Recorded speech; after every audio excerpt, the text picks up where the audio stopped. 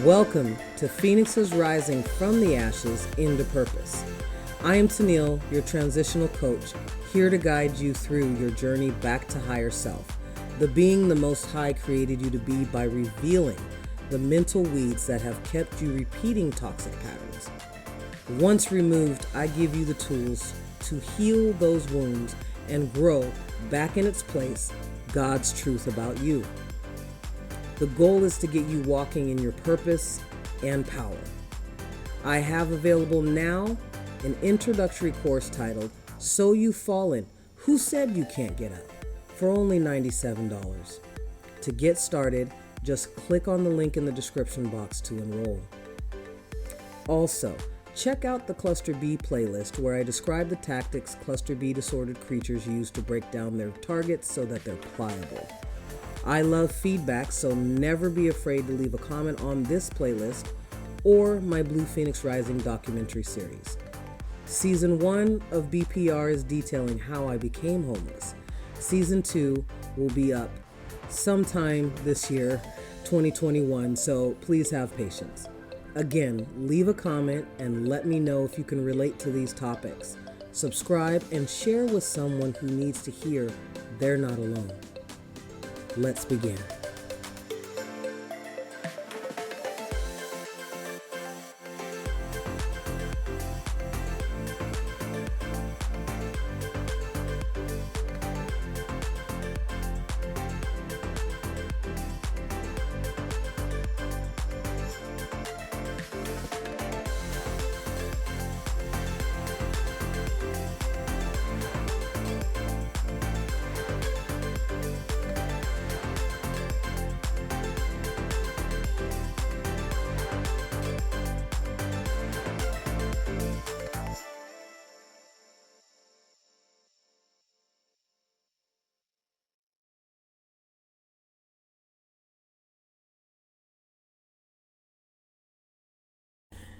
Imposter syndrome was coined by two white women named Pauline Clance and Susan Imes.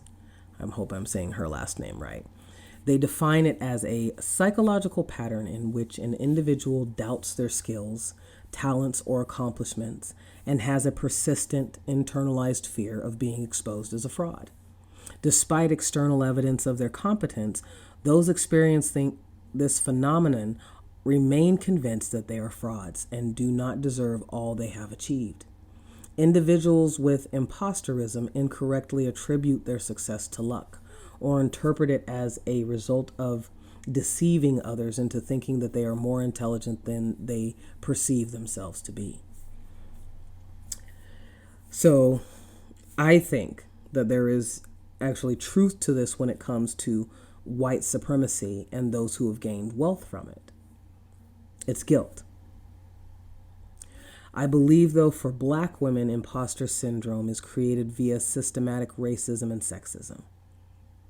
Blacks have been groundbreakers, creators from everything from the cotton gin to the carburetor, pen, traffic light, refrigerator, spatula, and much more. We weren't allowed to have patents because we had masters. Very seldom does European culture, and when I do speak of European cultures, I'm including Latin America with this, give the truth as to who created the traffic lights, the cotton gin, and all those that I named. Being a collectivist, narcissistic culture, they have been so happy to take credit or insinuate it was theirs in the first place. So we're afraid to speak because our words, dreams, creativity will be coveted by the people who believe they have the right, that they are entitled to what we've earned and produced because they deemed us non-humans. Like good cluster B personality disordered creatures, they've gaslit us into believing it's somehow our fault they have a history of stealing what we've worked for. Me being a Generation X baby, the gaslighting term for that day was, all you have to do is pull yourself up by your bootstraps. See, this is what immigrants coming to America were allowed to do. Let me stress this. They were allowed. There were no silent laws to put them, or actually an entire system devoted to making sure an Irish person or Japanese person or non-black wouldn't see their dreams come true for decades into our present time. And yes, strides have been made, but the cluster B believes in a certain amount of sacrifices.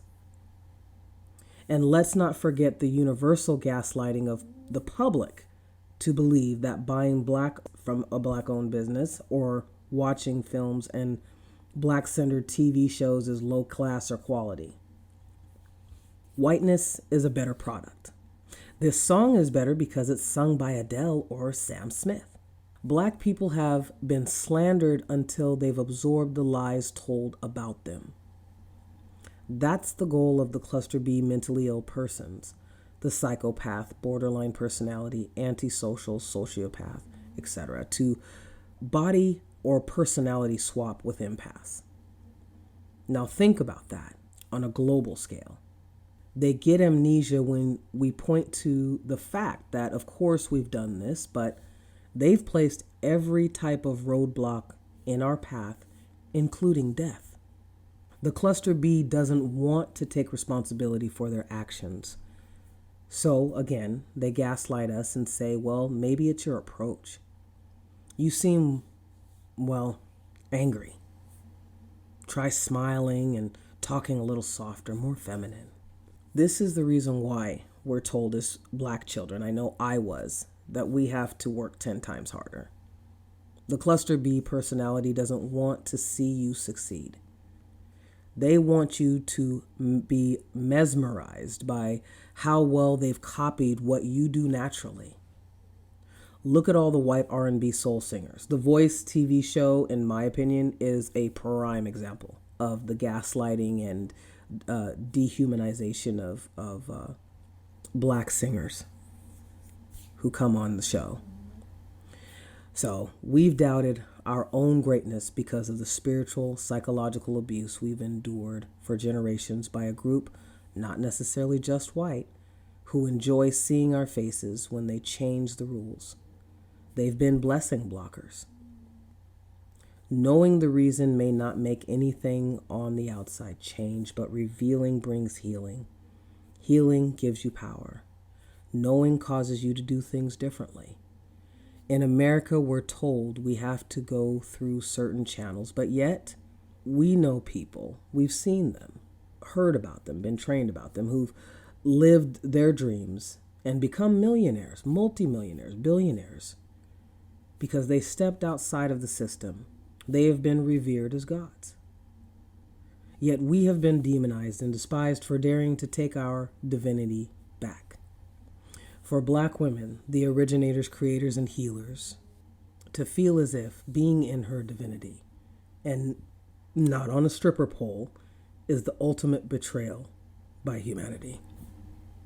When Black Women Rock came out to bolster the self-esteem of a sect of society who has been badly abused, used, demonized, and gaslit to think showing their naked bodies is a segue into prosperity, was met with racist vitriol by non-black women regardless of race.